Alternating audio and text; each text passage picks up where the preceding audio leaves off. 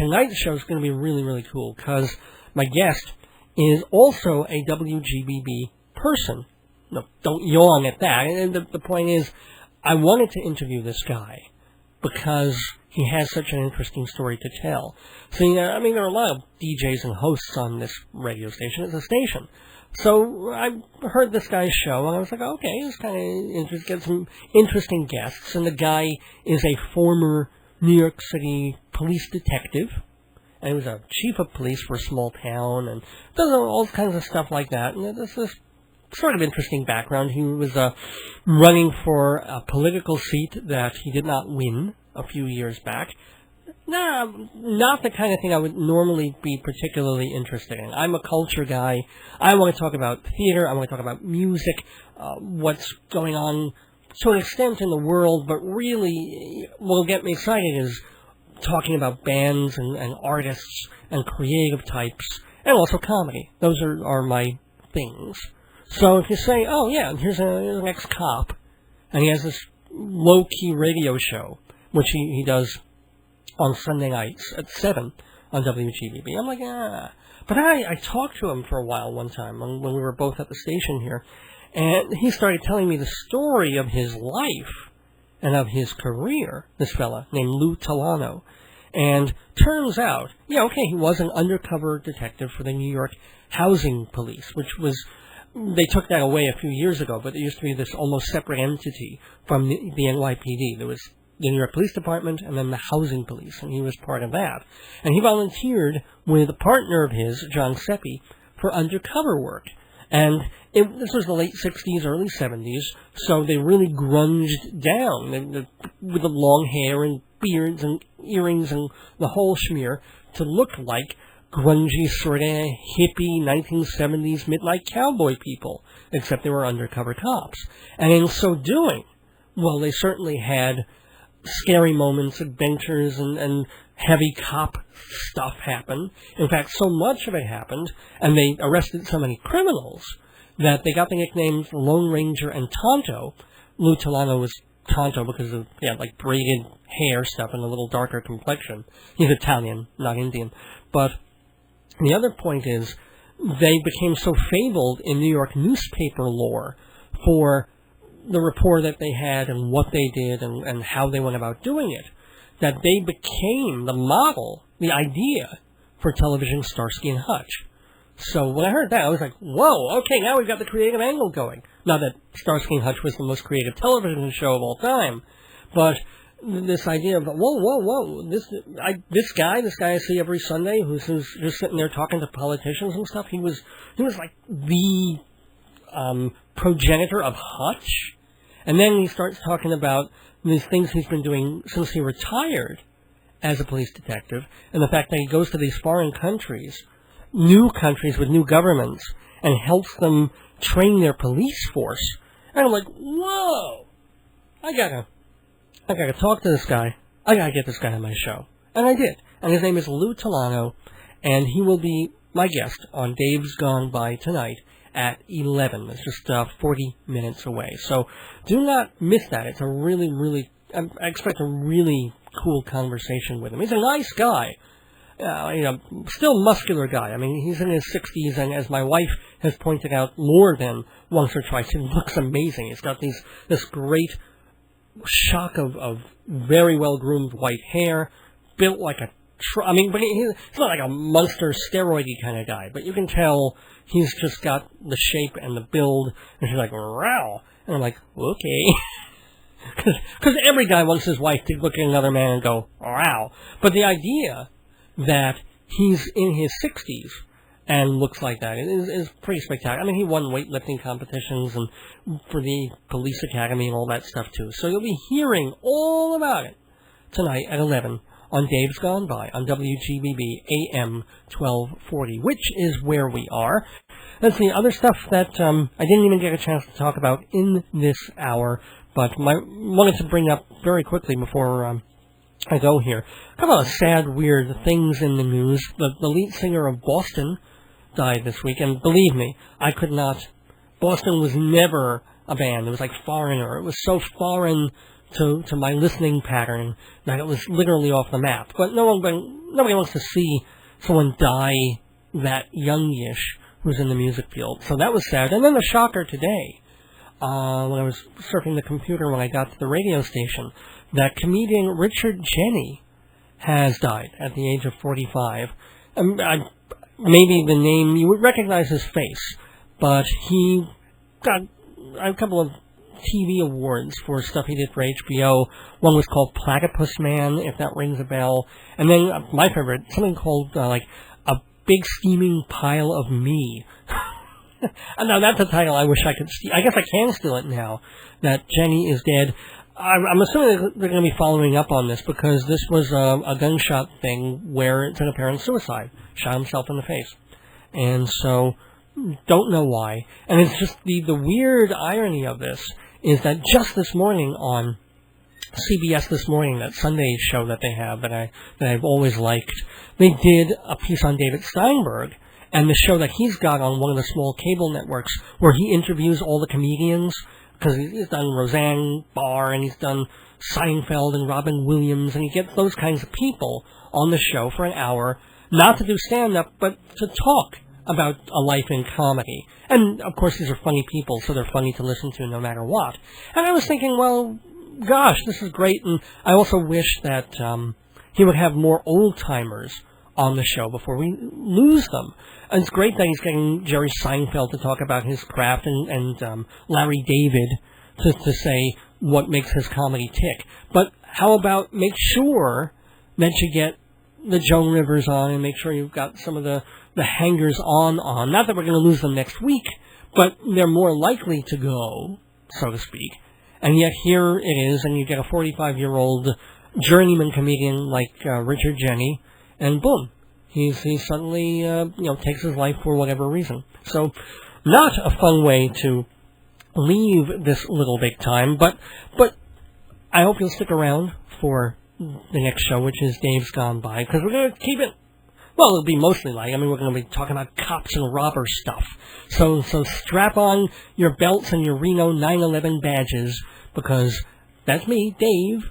We'll be back after one or two little messages with Dave's Gone By on AM 1240 WGBB. Do not, please do not change the station or go anywhere away from your radio for the next hour. I promise you, you won't regret it, so stick around.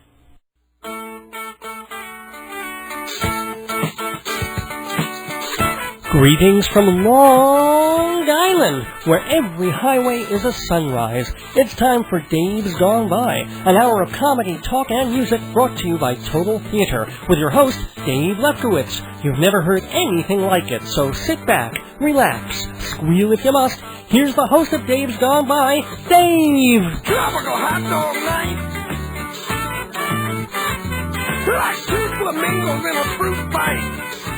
Well, there goes the neighborhood. Welcome everybody on this Sunday, March 11th, 2007, to the 211th episode of Dave's Gone By, right here on AM 1240 WGBB. I'm Dave Lefkowitz, the host of this radio show, and have been since October of 2002.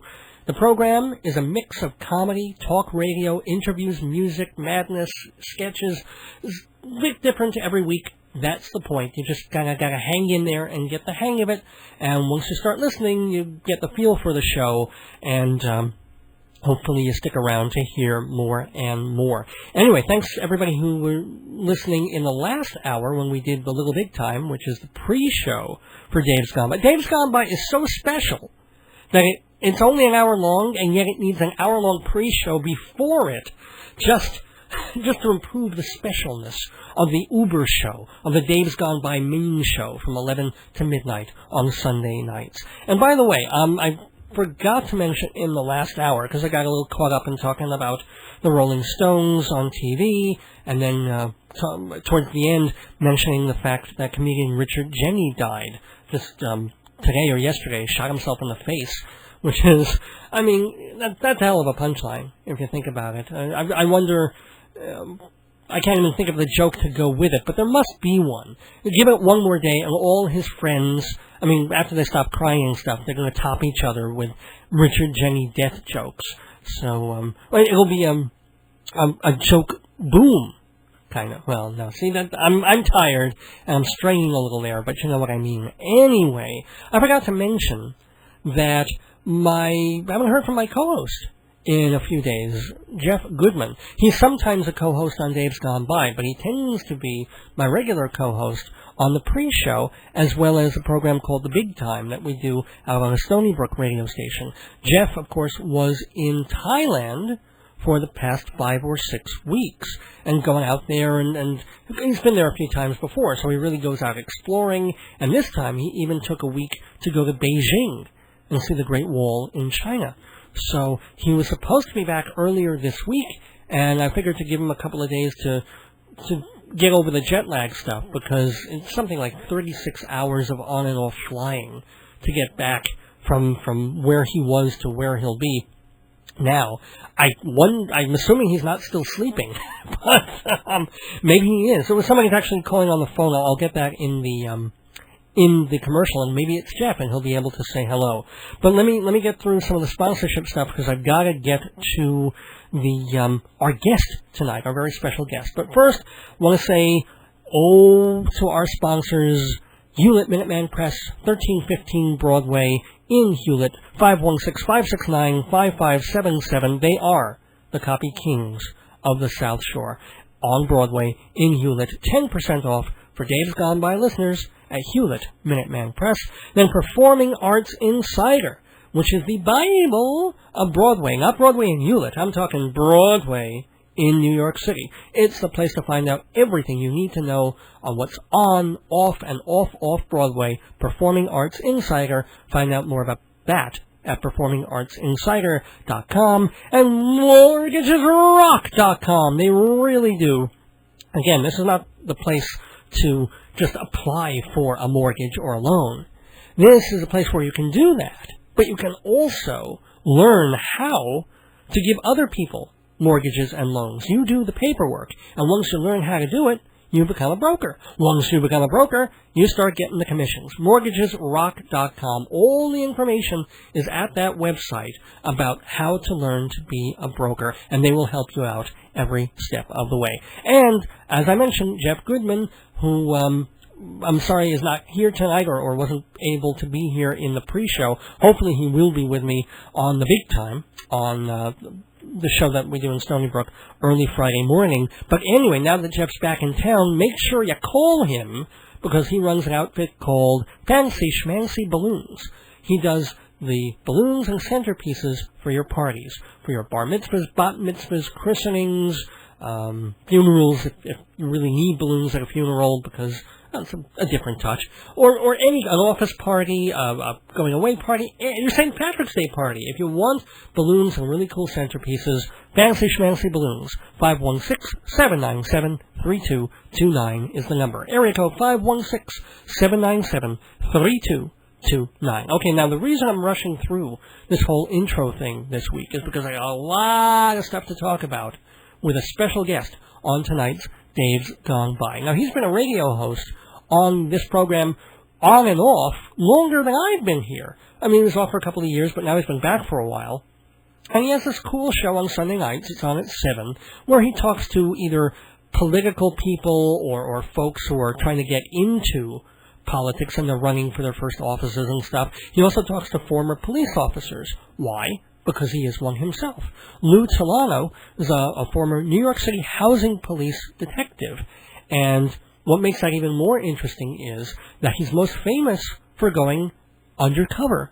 He and his partner at the time, John Seppi, and I say this as a police partner, not in the modern sort of gay equivalent of that partner. Ordinarily, I won't make that distinction, but with a former cop who's as macho as Lou Telano is, I kind of want to say partner means partner. So, anyway, they were the Lone Ranger and Tonto, meaning that the New York papers, the Post and the Daily News, really took up their story because they were catching a lot of criminals while they were going undercover. It was the late 1960s, early 1970s. So they would dress up in the hippie, grungy sort of street 1970s Haight-Ashbury meets Midnight Cowboy vibe, and go into the housing projects and try. This is when drug culture was really going crazy there. Not the crack years, but more like the heroin and cocaine French Connection kind of years. And try and do a lot of drug busts. And they were arresting a lot of folks and getting a lot done. And so they became the Lone Ranger and Tonto for the way they looked, and then this kind of heroes going into adversity and danger. And Lou was the Tonto character. He and his partner wrote a book about it called Cop Team, and that became, their story was so, I won't say mythologized, but it became so popular that it served as the prototype for television's Starsky and Hutch. And they got to go on the set and everything like that. So that's already enough for a life. But Lou also had all these other things happen to him. He ran for political office, and he also was police chief of a small community, and in recent years, since retiring, he's been helping other countries, rebuilding countries quite far away, put together their own police forces. That's the guy I'm talking to tonight on Dave's Gone By, Lou Telano. So we will be talking to Tonto Pronto after these words. Eat, use, buy. Look at me. I'm the American consumer, and I want to spend my money on stores, restaurants, showrooms, travel agencies, mail-order catalogs. Sell me stuff. How do you reach me? Well, I listen to Dave's Gone By. So if you advertise there, you'll certainly have my attention. davesgoneby.org has all the details, or email davesgoneby@aol.com for the rate card. I'm listening. Sell me what you got. Welcome back to Dave's Gone By, and kind of happy and interested in having this guest with us tonight, live in the studio. He's a WGBB person and has been, not just for the past few months, but on and off for a couple of years now. And now, don't suddenly run away or get weirded out when I tell you that he's a former cop and a detective, in fact, and I would say fairly conservative in his views. But he's also a really good dude, and he has amazing stories to tell of his life being an undercover detective in the 1970s and 80s, as well as a political candidate, a police chief, and also a consultant to certain foreign countries and their police forces. So we're going to go through all of this stuff with, some people have called him Tonto, and that's not in the Spanish way of meaning stupid at all. It has to do with the Lone Ranger and Tonto, of which he was part back in the 70s as a police team. Please welcome Lou Telano. Hey, Lou. Dave, thank you. Thanks. Thank you for having me as your guest. Yeah, well, it's good. I mean, I've heard your show a few times several times on WGBB, because you're on Sunday nights. Yes. And so, at first I was like, oh, okay, they've got this policeman and he's talking to political candidates. And then you start having, these really interesting folks on. And then you started telling me about your life as a detective. And suddenly I was like, wow, this guy's actually pretty darn interesting. I got a habit doing that. I'm a little ham when it comes to that. I say most people say I'm a pretty quiet guy, but when you can suck me in or get me joined in when you start talking about cop stuff.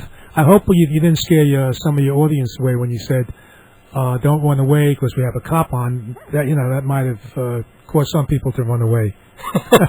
Well, yeah, but there's nothing else on the radio, so they might as well come back and listen to me. So. And I'm glad you cleared up tonto, because tonto in Spanish does mean dumb, stupid. Well, I'm sure American Indians complained when the Lone Ranger, if they had any political voice at all about that designation for the Lone Ranger, then they knew what it meant, just nobody else did. You mentioned that, and my partner and I, because we were nicknamed the Lone Ranger and Tonto with the book, and we were on pretty much many of the talk shows in those days. We did meet with the person that played the Lone Ranger, Clayton Moore. Oh, cool. We had a meeting with him in New York, Biltmore Hotel. And then we also met with Jay Silverheels. They both passed away. Oh, yeah. These are the gentlemen that actually were the movie and television people that play the Lone Ranger and Tonto. Well, that's all right. See, that's one of the perks of having your life sort of Hollywoodized. I mean, the one thing I also didn't mention is that you as Lone Ranger and Tonto, well, your partner and you, ended up becoming the progenitors of Starsky and Hutch Right. on TV. So let's take it back to your becoming a cop. How, when, etc. You know, I was born in an area called the Lower East Side. I've heard of it, yeah. Downtown Manhattan, you know, and most people have a choice in life when whether you're born in Brooklyn or the Bronx, and in my case, Lower East Side.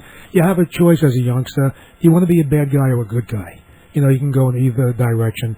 And, you know, I'm happy to say that I went in the right direction. And if I tell you why I wanted to become a cop, you know, and some people say, well, why did you want to become a cop? And I said, well, because, believe it or not, I wanted to become a cop because of females and being conceited. Oh, I thought that was the typical reason. And that was, and you know, and that was probably it. And, you know, so some of my friends that I was brought up with wound up doing their mafia thing. They wound up in the gangs and organized crime. Some believe it or not, and I shouldn't say that because it's not too hard not to believe, are still in jail. And to this day, life sentences. And so there's a choice. And then, of course, there are some of the guys that went through college and became attorneys and doctors. And we still have reunions from the old neighborhood, the Lower East Side. Any famous people who've gone on from, like, your neighborhood? Yeah, if you could remember the not crazy Eddie, Jerry, he used to sell on television the commercial. Oh, that's the story. That's the story. What's the story, Jerry? Yeah. Yeah, he's one of the people that came from that era. And there's a few others I just can't think of top of my head. But I can tell you some of the people that were born down there. Eddie Cantor, going way back. Oh, well, yeah. James Cagney, or Cagney, I should say, James Cagney. Al Jolson. But I meant in your circle, in your neighborhood. The gang this guys. Is before.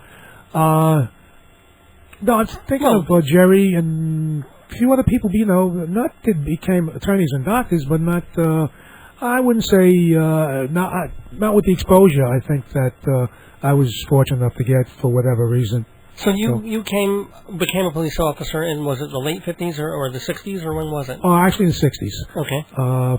I was still in school in the 50s. Now, we used to hang out on the corner of downtown New York, and there was a young cop, and, you know, guys were getting in trouble, but not compared to what the young guys do today. But we had a gang, and we used to look up to people like Al Capone, you know, and some of us looked up to people like Rocky Marciano, which was nice, a fighter. So as a result of my father being a boxing champ in the Navy, he got me into boxing, and that's why I never smoked. And he got me into jogging and working out, and I've been doing it ever since. So I was able to build up some good values. And when guys were going out drinking and smoking and stuff like that, I can't say I didn't do it. I'd rather go to the gym. Because I went into the Golden Gloves, and I became an amateur fighter. How'd you do? I've done that. Well, I was the PAL champ as a welterweight, and in the Parks Department, at that time I became middleweight champ. Two things ended my career. One is I started getting cauliflower ears, which thank goodness they went away. And when a girl brought it to my attention, hey, Lou, what are those bumps on your ears? All right? And I said, so forget about it. The girls again. Absolutely. And then we had a fighter friend of ours. His name was Georgie Flores. He was, I guess, 5 years older than me. And he was an amateur fighter and then went into the pro. He had 14 wins by knockouts. And he fought a fight where he beat this guy, Roger Donahue, who was a top contender in those days. By the way, he was the lighting engineer for Yankee Stadium, this Roger Donahue. Oh, wow. And then I had a rematch. When was the rematch? 2 weeks later. So he fought Roger Donahue again. He beat Roger Donahue, but Roger Donahue gave him what a beating, even though he lost.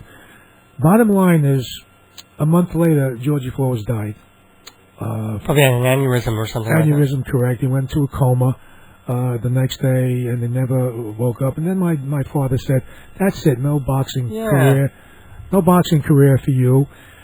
Getting back to why I wanted to become a cop. Yeah.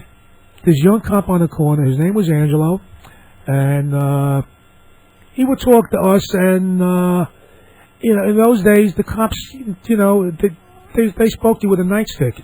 But he came over and says, "Look, I want to talk to you guys. Look, I come from the South Bronx, and I used to hang out on a corner like you guys. But let me tell you, and some of the guys used to laugh and do gestures and things like that. And I would listen, and then I would see him on the corner, shoes were shine, well groomed, and all the girls used to talk to him.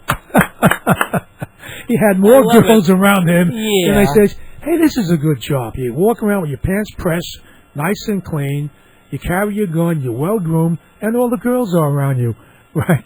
So I said, and that was pretty much my first thought of. Well, I have to say, when I was in high school, one day towards less than senior year, I think it was the Navy came to call, and they allowed them to come in for a class and talk about the options that people had of going into the armed forces.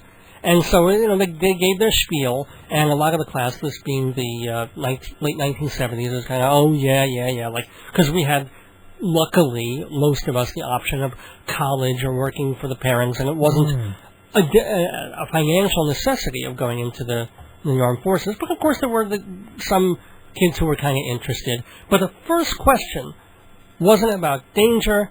It wasn't about, whether you get paid for college. It wasn't anything like that. The first question was, so do you have a girl in every port of call?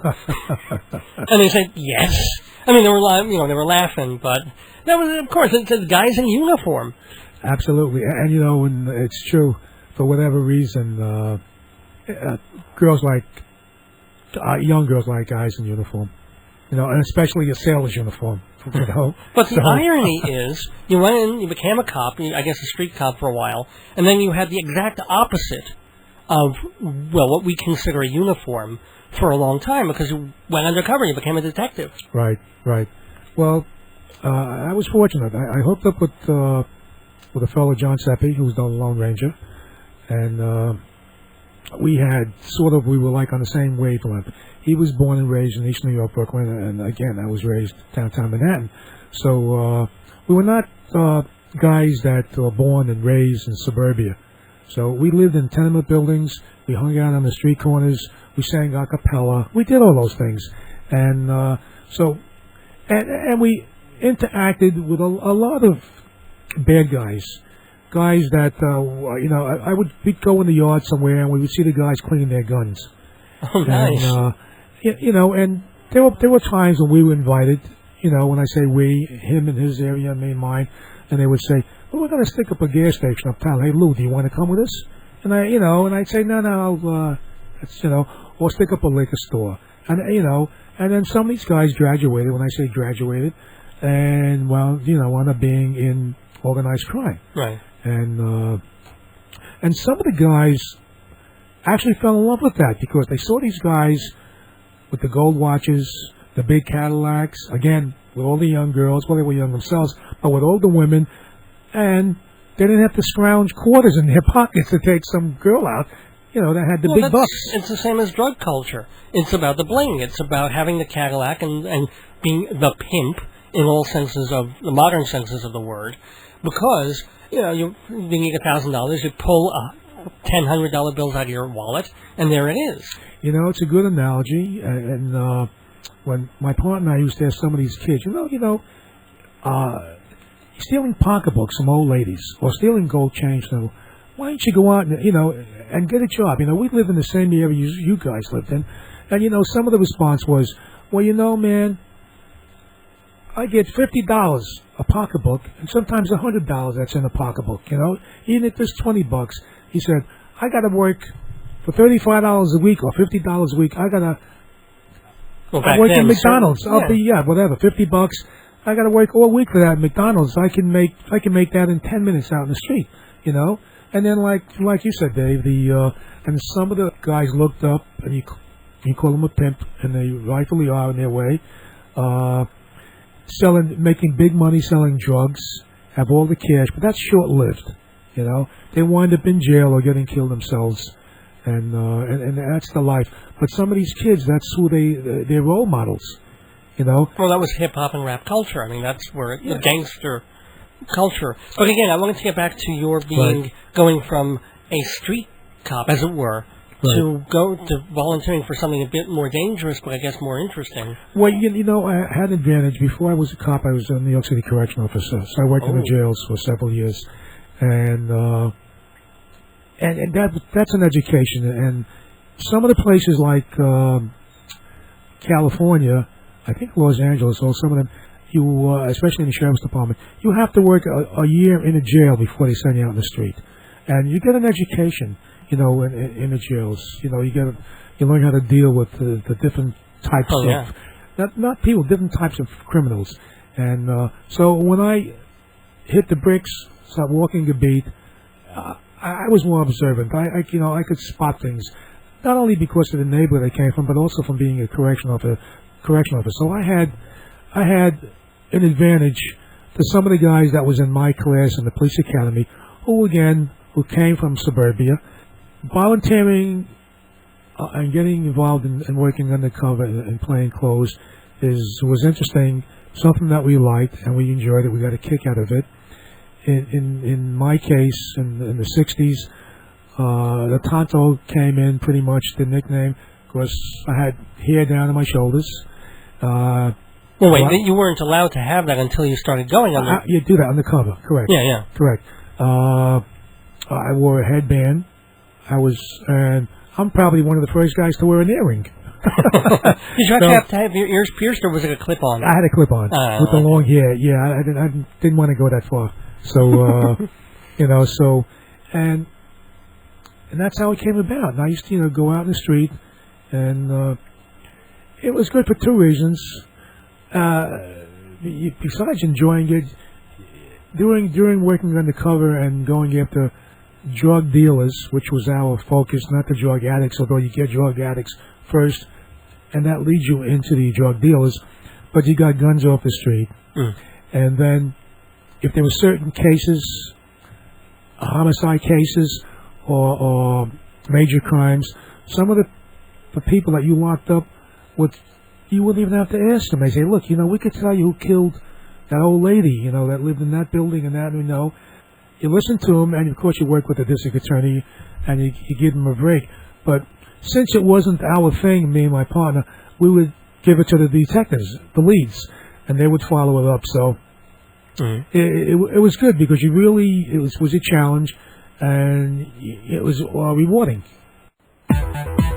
So, you don't have satellite radio, you don't have an iPod or 100 music channels on your cable. Doesn't matter. Live365.com has dozens of radio stations in all sorts of formats absolutely free. And one station, DFSX Radio, plays vintage episodes of Dave's Gone By every Saturday night at 11 Eastern Time. I've even put their link on davesgoneby.org. So, just click to hear music and talk and me free on DFSX.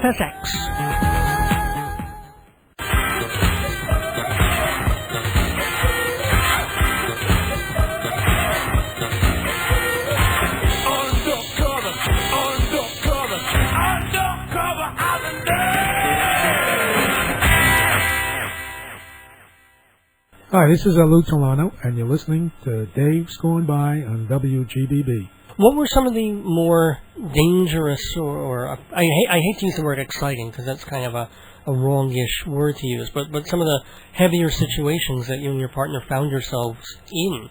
There were several of them, but one that pretty much stands out in my partner and both our minds is that we rented this apartment, pink houses in East New York, Brooklyn, and we got into the apartment, and there was 3 guys in the apartment, and you'd knock on the door, and you slip in a couple of bucks, $5 whatever it was, through the peephole, and they'd slip you a deck of heroin.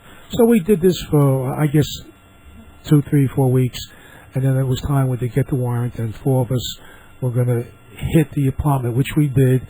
And when we rushed into the apartment, there was three guys in the apartment, and the 2 guys to the left of us, there was 4 of us, were holding 2 kids in their hands. Oh boy! And they had their guns out. And the guy I chased ran into the bedroom. He pulls a baby out of the crib. And in the crib, he had an automatic weapon. Okay. So, now, they say, what's going on now? People say, well, why do cops react? Why do they shoot so much? How we held back without shooting to this day is because of the children. Now, they were shooting at us. Oh, they were shooting at us. And you had to shoot back then. You can't not shoot. What if I tell you we didn't fire a shot? It's so hard to believe we didn't fire a shot, Dave. And one of us got shot. When I say one of us, one of the guys did get shot. Bad? Actually, I should say, one guy was shot. No, it was a shot in the thigh. Thank God it didn't hit the main artery that goes down your thigh. And one was hit pretty bad, believe it or not, with ricochet. Huh. Ricochet tore his stomach up. We didn't wear vests in those days. Oh, right. Before it was mandatory to wear vests. So, we locked up these guys. And let me say this. Go ahead. How did you... Oh, we jumped them. We actually jumped them because they had the babies. The babies were screaming. They couldn't shoot accurately, Some of the guys were throwing things at them, But nobody fired a shot from our side, And the guy who grabbed the gun, he didn't get a chance to use his gun. Yeah. He just had it in his hand, and I tackled him and the baby. So I fell on top of the baby, and he's on his back. And by that time, I had my gun in his ear. Good. Yeah. So by that time, it was to hold the baby and keep my gun in his ear and make sure he doesn't grab the gun is. Those you probably should have just pointed the gun at the baby. So people were saying, they couldn't understand how come we didn't shoot any of them, And but the bottom line is that all three of them did wind up in Brookdale Hospital, which was the closest hospital. And some were there for quite a while. So, in other words, once you got them down on the ground, you gave them we did what we had to do. And, but see, in these days, you couldn't have gotten probably away with that second part of the story. They would say, well, you got them down on the ground. You got to stop there. They could say that, and it doesn't work like that. It's through the years, I've noticed that, with all these different cases that happen to Louima, Amadou Diallo, and say, why did these cops fire 50 times? Well, one of the shootouts that was to answer your question, that was one of the most traumatic incidents that we had. There was a time when we, and I remember the year because they were laying off cops. It was 1975, and they laid off a bunch of police officers, and even though we were detectives, we had to ride in a marked police car, even though we were in suits and ties. And that was as a deterrent to show there's still police coverage out there. Cool. It was could have been cosmetics, but it's politics. It doesn't hurt. Politics also. As usual. Yeah. And you're right, David. It doesn't hurt. So we're out there patrolling in a marked car, and while we're in there, we see a guy running across the street, holding his head. He's bleeding. And then in front of him was a guy carrying, you could see it's a night deposit bag. And we saw a gun in his hand. We jump out. We have a shootout with him. And it's one of the things that you were just reading. It says Wild West story in Brooklyn. That's so we had a shootout with this guy. And he ran into a building. By that time, we had got on the radio. There was backup. John, my partner, John Seppi, emptied his gun. I emptied my gun. Wow. And we didn't carry automatics on them, but we did carry out 2 revolvers.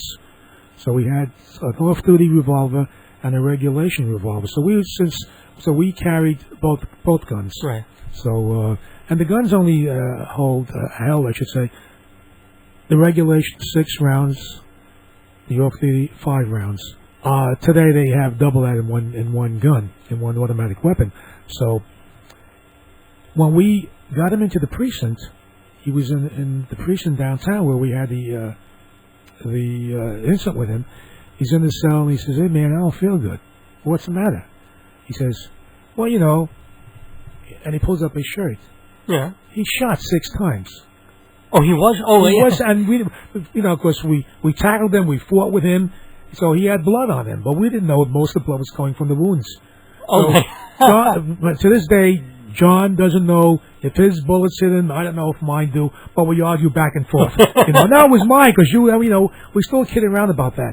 So, did you let him suffer for a while, or did you? Well, we called the ambulance and we took him. He survived all six rounds of ammunition. So, Man. the district attorney, we're in court, and of course, all the paperwork indicates that he was shot 6 times, and we were not shot, thank God.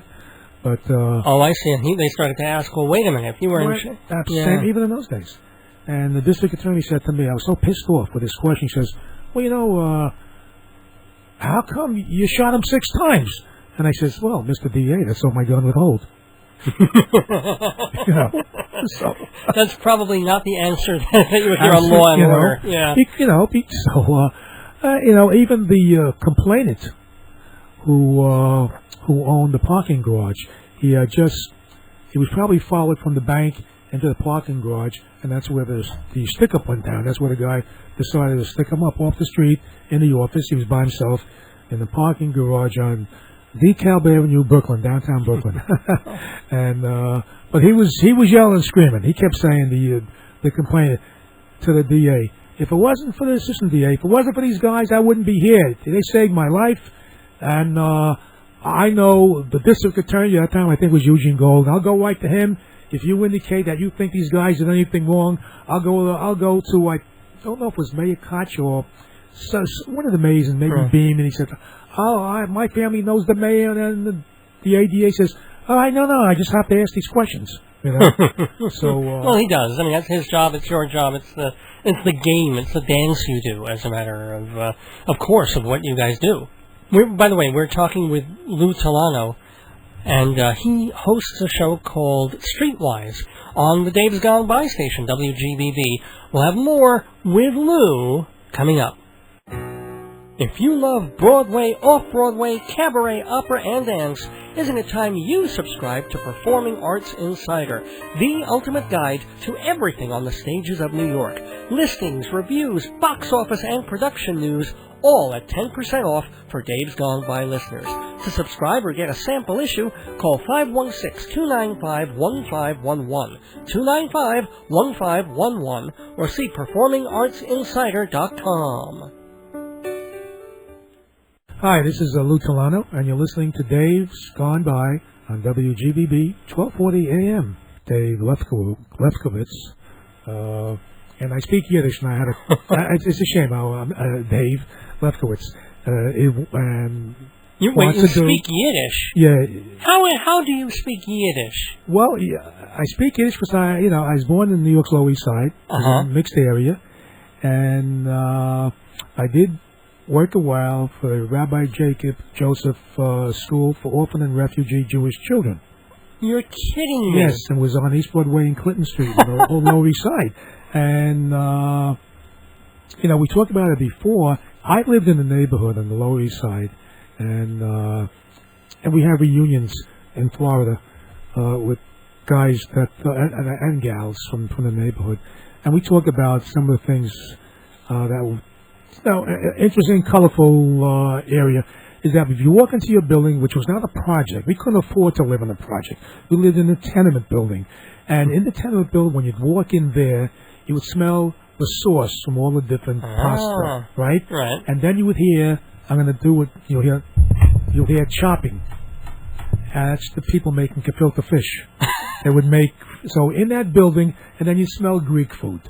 And of course, in those days, you kept the doors open, windows open. So walking into the building, you got hungry, So, and interacting with different nationalities, religions. So you pick up things. And since I was working at 14 years old for this school, I started as a messenger, and then I started answering phones, and then I started picking up Yiddish. Wow! So, which was helpful in as on a job as a police officer. So was it really? How many Yiddish people did you have to arrest? No, it's not even that. It's the victims. Keep in mind, my partner and I were assigned to Coney Island at one time, and And we also signed my old neighbor, the Lower East Side, when they formed this Crimes Against the Elderly Squad. That's what we were in when they first created it. Mm-hmm. And it's like anything else. If you interview the person and you say, like, for example, this particular complainant, and many of them are old, Alta Yiddish. Kakas, Alta Kakas. I don't want to say Kakas, but Alta Kakas, okay. Alta Mädels, whatever, you know. And I would say, Mamala, Zugme, wie gehst der Trompenik? And she'd say, oh, du bist a Yid? And I say, wo denn? You know?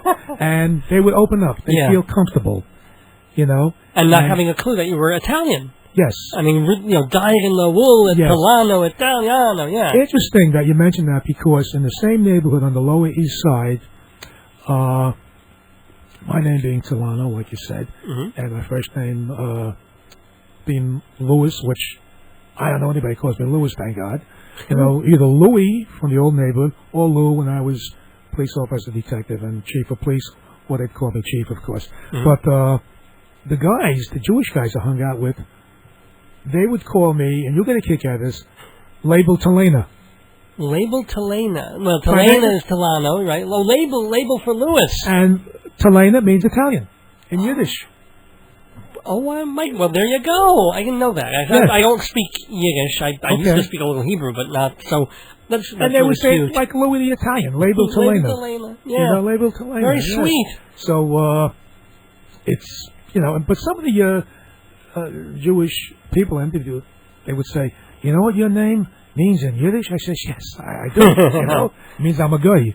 Well, but I'm a good guy. There's bad guys and good guys. You know, well, so that's going and guys. Well, I know. I just use that because. And there are Italian Jews too. I mean, there is such a thing. Black Jews too. A few. Yes. Well, you know, and there's all types of, you know. And there's orange Jews and tomato Jews and yeah. Well, I'm reminded by my Jewish friends. You know, Jesus was a Jew.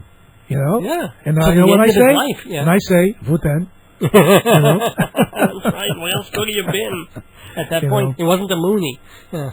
Right. So. How did we get on this? Okay. Yeah, I know. We did, but... you saw my face, you said, Jew, and you talked. But you started off wanting to interview me about different things, and somehow we drifted into this, which is okay. No, that's cool, You know, I'm going to be on your show, doing something similar that we're doing now. Right, in a couple of weeks, Yes, and some of the things that I know... I peeked over your shoulder. I saw some of the questions that you want to ask me. So you are a detective still, okay? So I know some of the things that. So I'm going to just give the audience a preview. What's going to happen on your show is that some of the serious things have occurred, you know, with my partner and myself, and some of the funny things. And since we're talking about how I can speak a little Yiddish. Tell you a story. If you recall, there was undercover anti-crime cops that dressed as Hasidims or dressed like the rabbis. Yeah, we were one of the first, my partner and I. So. And you had an in because even though you didn't speak Spanish, which is you spoke a little Yiddish. I speak a little Spanish to get by, but I also speak a little Italian to get by, but not enough that they want to get into a whole big Megillah, so to speak. You know. So, but it's enough to say, where do you live? How old are you? What do you do for a living? You know, things like that, the basic stuff. That's where I remember that from NYPD Blue. They had one of those episodes. They were on detail of it was Sipowicz and whoever, or may have even been the one before. What was the Hill Street Blues probably? Oh, Hill Street. Renko and whatever. Oh yes, as Cussids. Right. See, you're older than you look. Thank you. You know, and you look. I mean, you were. I mean, yes, your hair is white, but it's good hair. Okay. And because you do the build and the thing, I mean, you showed me a picture of you pressing weights for... that was in the book, the Police Olympics. Right. Yeah. I didn't know there was a Police Olympics. Yeah, and in fact, it's national. The ones that... if there's any event you could think of, boxing, judo, karate, volleyball, baseball. I was into what they call powerlifting, which is weightlifting. And that was my hobby for 100 years. And so how much could you? Yeah. What did you do? What was your? Well, I want to say this in should I say the year? Go ahead. 1976 and 1977, I won the silver medal in New York. When I say New York, keep in mind every police department in the state of New York competes in this. Oh wow! In different weight categories. So 76 and 77, I won the silver. Before that, I won about 4 or 5 bronze medals, and I couldn't understand why some of these guys kept winning the gold medal. And I said, I know I'm strong as them, or as strong as them, or stronger than them, but I couldn't win the gold medal. Years later, I found out even cops were doing steroids. They were doing the anabolic steroids. Well, I guess it wasn't illegal, come to think of it. No, it really wasn't. But I was so... I had a different... different ideas about working out. No smoking, no drinking, of course, which they didn't do either. High protein, all that stuff. And when I had a headache, I wouldn't want to even take aspirin. So to put a needle in my butt was no way in the world I was going to do that. But I found out years later, these guys were doing anabolic steroids. But I also competed nationally because if you win the top 3 medals in New York State in every weight category, in every event, you compete against the West Coast cops. Cool. Which is, when they say West Coast, they throw in Florida, Arizona, not very California. West, I know, but they throw Key West, maybe. The warm climate, so to speak, as opposed to the East Actually, Coast. that brought up something totally out there, and maybe you don't necessarily want to talk about it, but it does get kind of interesting. The mention of the steroids being, it's not even illegal to use except in sports, because it's illegal for sports, not, I guess, against the law per se. But did you ever run into a Serpico sort of situation of seeing your fellow officers, your fellow people, doing something significant? I'm not talking about little stuff, but significantly wrong. Well, I have to be careful what I say, Sure. even though the statute of limitations is long gone in my case. So, right. But, to answer your question, there were some guys doing some things, and... What did you don't have to mention names, but what did you do and how did you? I was the NAP commission was in those years, and they were prosecuting, indicting, and of course before arresting police officers.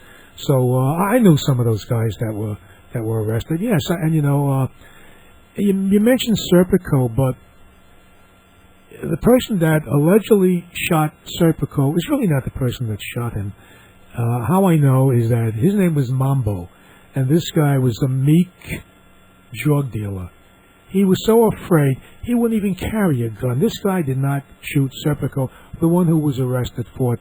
If you grabbed him in the street, and that's how I first met him, I was able to cop dope from him dressed as TONTO. I was able to purchase narcotics from him. So... You're talking about the meek little nebbish who got pinned for the rap. Exactly. Yeah. Right. The Kleiner Nemish, like you said, he'd give up his grandmother. But somehow, he's the guy that's accused, when they made this raid, of shooting Frank Serpico. And I know he didn't shoot him, So what are you implying? I'm implying that, of course, obviously it smells. Now, maybe another cop shot him, maybe somebody else shot him, I don't know. Maybe Serpico set it up himself. He was always suspect, this guy. My question to Serpico is that if you know a certain particular unit is dirty, which corrupt, getting corrupt, why would you want to go in it? Why would you want to be part of it? And he did. He wanted to force himself into this particular unit. Now, in those days, I'm going to tell you what the general thought was: hear no evil, see no evil, and do no evil. As a cop, you don't have to get involved in it, which we didn't, right? But you don't have to give up the person, which they want you to. And I'm going to tell you, I don't want to tell you about what my partner and I did, but if they do it, you're not going to talk them out of it. If these guys are wheeling and dealing, when I say these guys, the cops, you're not going to convince them. You're not going to sit down like a priest or rabbi and say, this is a sin, this is bad. You stay away from them. And you pretty much ignore it. But ignoring it is good because you don't know the details of what they're doing. But they're doing something, and they're doing it. So the question to Frank Serpico is, why would you want to get involved? Why would you want to do this? You could have been a detective like the way my partner was. Go out and arrest bad guys. Yeah, you can let somebody else arrest bad cops. Yeah, you're supposed to give him up. But he put himself in a position where it appeared like he wanted to do it. And how did he get his gold shield? And that's the expression.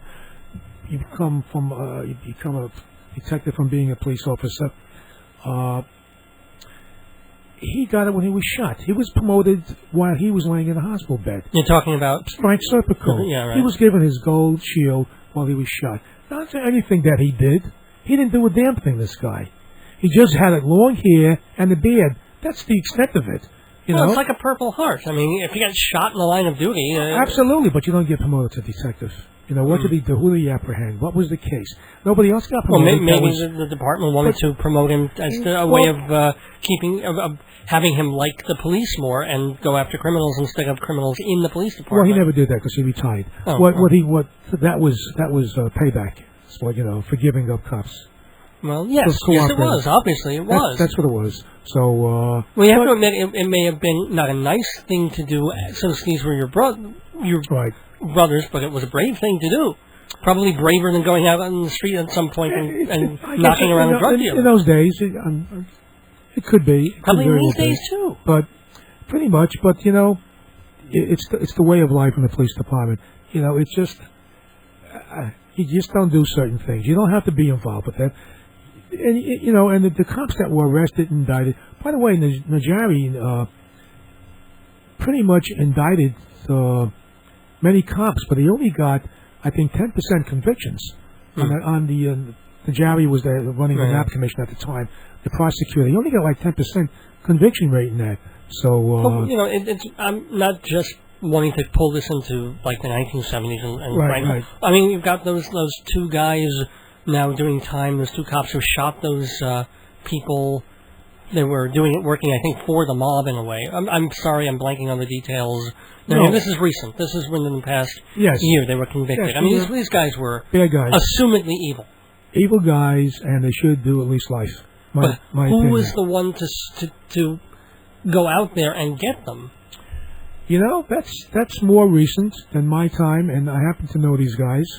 And personally? Oh yeah, bumped sure. I worked with one of them. I worked with his brother, who was a detective, who actually retired as a police inspector. I don't want to go into names, but sure, people know. But people can look up the names of these two people, yes, these two cops. Yes. His brother retired as a deputy police inspector, who I worked with when I was a detective. So, no, they were definitely, and of course I still talk to a lot of, police officers, and we all agree that these guys are bad news, and. Again, if they gave them the death penalty, if they can prove that they committed homicides, which I believe they did, and it wouldn't bother me if they received the death penalty. But again, there are sort of isolated cases. Well, yeah, I mean, nobody's saying that it's 30% of the police force, right. or even 10.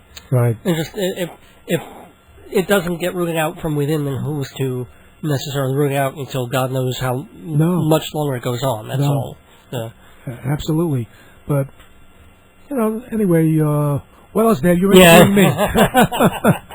Okay, move on to some happier stuff. What are the gifts that keep on giving? Education, culture, herpes. What about a Dave's Gone By CD? For just $11, you can surprise and delight that special someone with a digitally recorded hour of comedy, music, and magic. Nearly every episode we've ever done is on sale, so visit davesgoneby.org to choose the show you want. Save money with multiple orders. Add $1 for a personal autograph. Dave's Gone By on CD. My gift to the world. Hi, this is Lou Telano, and you're listening to Dave's Gone By on WGBB 1240 AM. By the way, you ran for political office at one point. You were running for, was it Congress? I ran for Congress, right. I mean, you didn't win, but how did it go? I went pretty good. Yeah. I won the primary, which is good. And, I was involved with Rudy Giuliani. I was his law enforcement liaison. and I put together this first security advance. And then some of the politicians say, Lou, you make a good politician, or make a good congressman. Why don't you run for Congress? And I did. I ran Brooklyn, Queens as a congressman. I'm a registered Democrat. What? You're really? Yes. That's a shock. But I'm conservative. I'm very conservative. Okay. Well, in fact, my viewpoints for years are pretty close to being a Republican. Because I believe in the death penalty, things like that. And I definitely don't agree with liberalism. When I say liberalism, I think I'm a liberal because I think people that harm children and rape and murder senior citizens should get the death penalty, So that's being liberal. I'm compassionate to these people. So these victims, I should say. So, no, that's. I'm not sure I disagree with you on the death penalty, but it's certainly a conservative view to agree with the death penalty. Yes, that's what I meant. So I'm more of a conservative, even though I'm a registered Democrat. But I jumped into a Democratic primary, and 4 or 5 guys who were already councilmen, councilwomen, and assemblymen were running for Chuck Schumer's vacant seat. It was up for grabs. Wow. So I jumped in. This is how long ago? I guess 10 years ago now. Okay.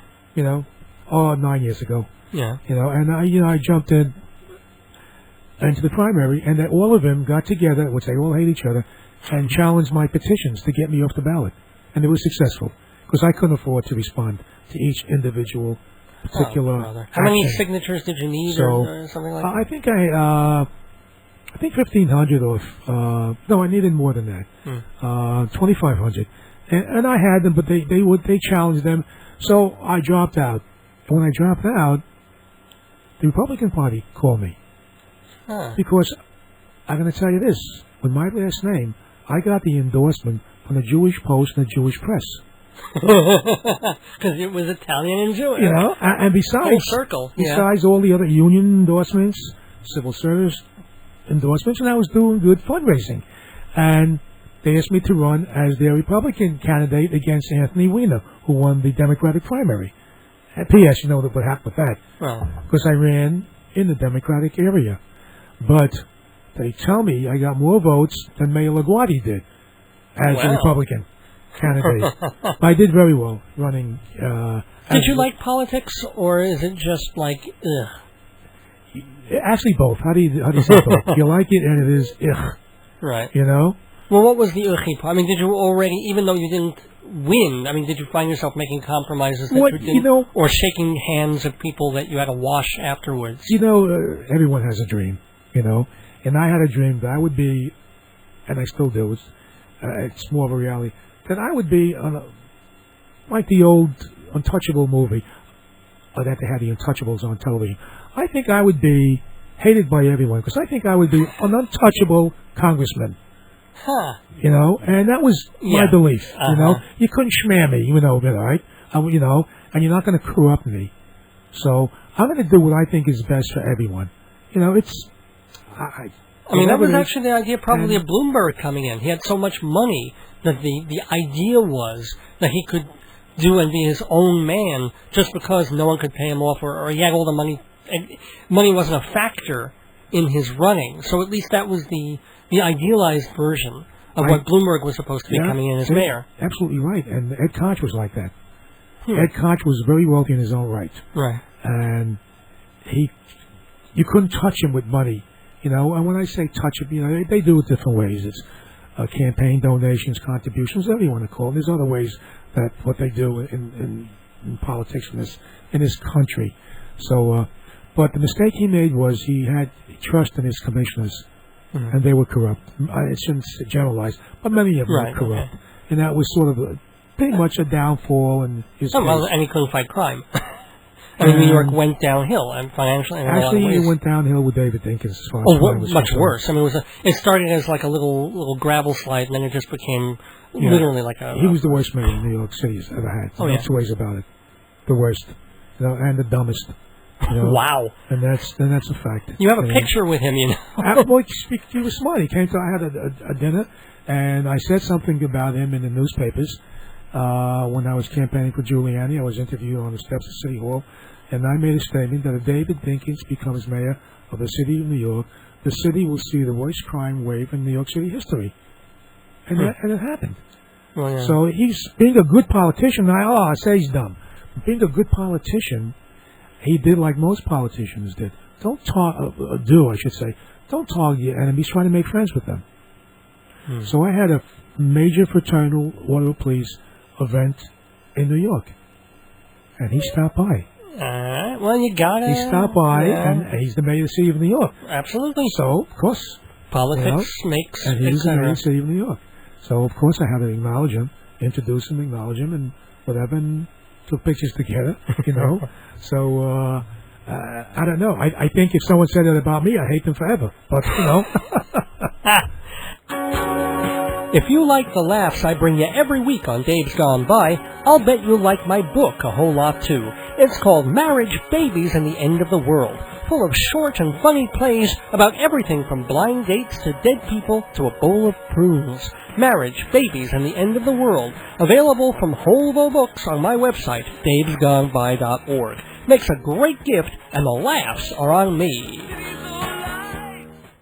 We have just a couple more minutes with your show with Lou Telano here, and I did want to ask. You had mentioned this to me at one point, and I was just like, "Whoa!" Because I know you're a retired detective and all the jobs you used to do when you were chief of police of Seagate, but then you had mentioned something about going to like foreign governments or with the military or something like that. Well, actually, I was an advisor. I just can't go into details with Afghanistan and Iraq. There's this private security company hired me to help recruit and interview the potential police officers for Iraq and Afghanistan. Good. So, now, did you do that here, or did you go to Iraq and Afghanistan? I think I can't talk about that for 2 years, and it's only like a year ago. So I have another year to pretty much talk about it. I could say as much as that I did what I did, and I can't say where it was. But there was a screening process that I was involved in, recruiting, and I didn't like it, by the way. So it was a year commitment. I didn't do a year. So, okay. What didn't you like, or can you not say what you didn't like about it? Well, you talk about Serpico and not trusting police officers. Yeah. I didn't trust the people I was interviewing. I had the feeling that a lot of them, some of them doing for the money. I didn't get good vibes. I didn't get good feelings with them. And I could see where some of these guys could be infiltrators, not to be corny and possible terrorists, And of course, that was my opinion. That was the conclusion of my interview, is that you got to keep an eye on it, and I don't trust them, And the ones I interviewed, and I was interviewing pretty much the ones that since I was a chief for the New York City Sheriff's Department, and a chief, like you mentioned, Seagate. And I did investigations on police officers as a detective, applicant investigations, things like that. Anyway, I would interview potential supervisors in those police departments, and I didn't get good vibes. And it just. But let's say you had a good candidate. What would be the difference between being a police officer or chief here, and what would you look for someone who is going to be out in a freaking war zone? You can't, you're dealing with different mentality. Right. You're dealing, we come from America. We have different values. Many of them, I didn't feel they had any values. They have no problem. They wouldn't have any. Again, the feeling that I got is that they're just as bad as a terrorist. I felt they'd have no problem cutting your throat. Right. They'd have no problem torturing you, and they'd have no problem strapping dynamite on themselves and killing themselves. So how do you deal with people like that? You make them New York City school teachers. No, I'm kidding. I'm just kidding. Bring him into the New York City Police Department now. No, I wouldn't. You can make that joke. If I make that joke, you break my arm.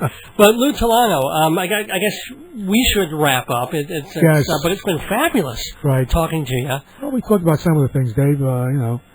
Thank you. It was a great idea that you had. Thank you. Something different. Yeah. Hewlett Minuteman Press is the place to get your copies done. Posters, letterheads, flyers, binders, everything under the sun. The wonderful Toron family has owned and operated Hewlett Minuteman Press for 30 years. 3 decades of quality work and attention to your needs. Dave's Gone By listeners get 10% off at Hewlett Minuteman, 1315 Broadway. Hewlett Minuteman Press is the place to get your copies done. 569-5577. Now call them everyone. Call them everyone, ladies and gentlemen, but definitely call Hewlett Minuteman Press on Broadway in Hewlett. 10% off on all jobs for Dave's Gone By listeners. Also, 10% off for people who subscribe to Performing Arts Insider Theater magazine. PerformingArtsInsider.com is the place to find out all about it. And don't forget, everybody, MortgagesRock.com. It's the place for you to find out how to get, not only to get mortgages for yourself, but to get mortgages for your friends, your family, your coworkers. Bring those people in.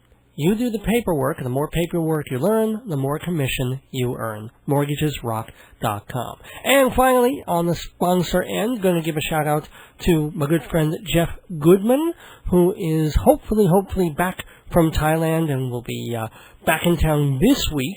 So he'll join me on our other show that's on Stony Brook's WUSB on Friday mornings. I'll tell you about that in a minute. But anyway, Jeff's sideline job is the head of Fancy Schmancy Balloons. Balloons and centerpieces for all your parties and events. 516-797-3229 is the number. So, thank you so much for joining me on the big show tonight. Thanks, of course, to Lou Telano. You can hear him, by the way, every Sunday at 7 on this radio station. Which, by the way, let's do a legal ID. WGBB Freeport, AM 1240 on your dial, and live streaming on the web at AM1240WGBB.com. And in honor of Lou Telano, we'll be playing a special Randy Newman song at the very end of this program, just a minute or two from now. A couple of reminders, though, that you can listen to Vintage Dave's Gone By episodes on Thursdays and Saturday nights at 11 on Live365.com. That's a web portal of all these different web radio stations.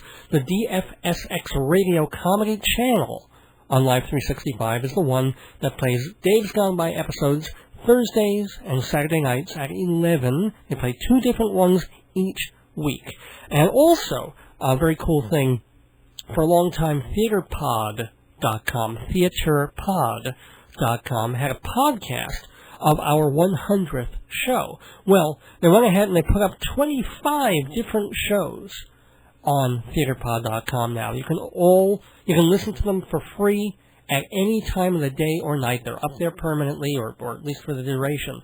So if you really want to listen back to a bunch of Dave's Gone By episodes and think about maybe buying some on CD, because they're only $11 a piece, well, here's a place you can go and listen right on the web at any time and really get a sense of the show. This particular episode was pretty much all interview with Lou Telano, but other episodes are either mostly music or there's comedy involved. You gotta listen to a bunch to really get a sense of it. And, again, reminder, this Friday, March 16th, from 3 in the morning until 6:30 in the morning, on 90.1 WUSB-FM out in Stony Brook, it's going to be me and hopefully Jeff Goodman doing the big time, 3.5 hours of talk and humor and weird fun stuff. Coming up on Dave's Gone By in the weeks ahead, next week, to coincide with a big crossword tournament that happens, I think it's in Pittsburgh or it might be in Jersey somewhere, but either way, we're getting Stanley Newman, who is the crossword puzzle editor of Newsday, to join us, and he'll be talking about crosswords, how to do them quicker and better, and also how he got a fairly rare job being the crossword puzzle editor of a major metropolitan newspaper. And then, looks like March 25th, we're going to have the cabaret songstress Maud Maggart. What a special voice she has. She came out of nowhere just about 5 or 6 years ago and went from playing little clubs of like, who is she, to becoming one of the most sought-after cabaret singers around now, and not because, and it has nothing to do with the fact that she's Fiona Apple's sister. But anyway, we'll be talking about all of that with Maud Maggart. Looks like we'll have her on March 25th, and then on April 1st, April Fool's Day, but I am not fooling, a legend, an absolute television and radio legend, Joe Franklin, joins us on the big Dave's Gone By program of the air. Ladies and gentlemen, do not miss that. Anyway, that's all in the future. Next week it's Stanley Newman and the Crosswords, so we will be back next Sunday, May. The warm weather's getting to me. No, not May yet. It's March 18th coming up next week, 2 days before spring, and the day after St. Patty's Day, with the 212th episode of Dave's Gone By. So until then, don't miss your days going by. This is Dave Lefkowitz wishing you good night. Happy St. Patrick's Day. And remember, don't drink and drive. Drink, then drive. Because you can't hold the beer and steer the wheel at the same time. And gone by. Coming down the street, coming right down the middle. You gotta keep the beat, but they're blue as the ocean. How the sun shines down, how their feet hardly touch the ground. Charlie Cop on parade.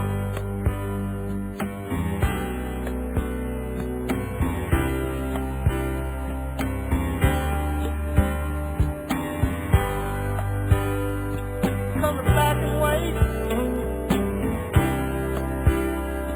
come to motorcycles. There's no end to straw. Now do tricks for the children. Oh, they look so nice, just like angels that come down from paradise. Johnny Cop on parade.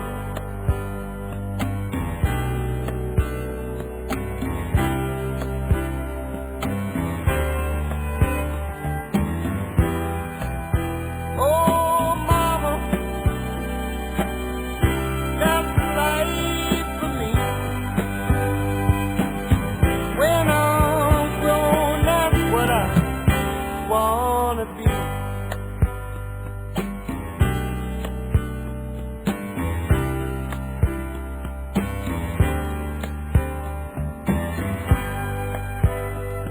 Coming down the street,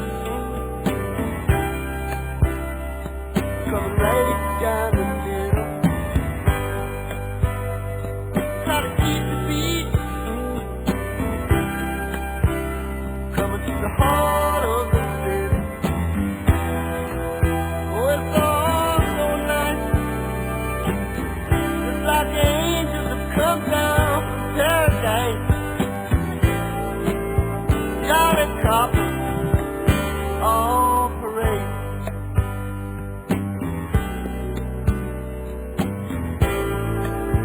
Johnny Cop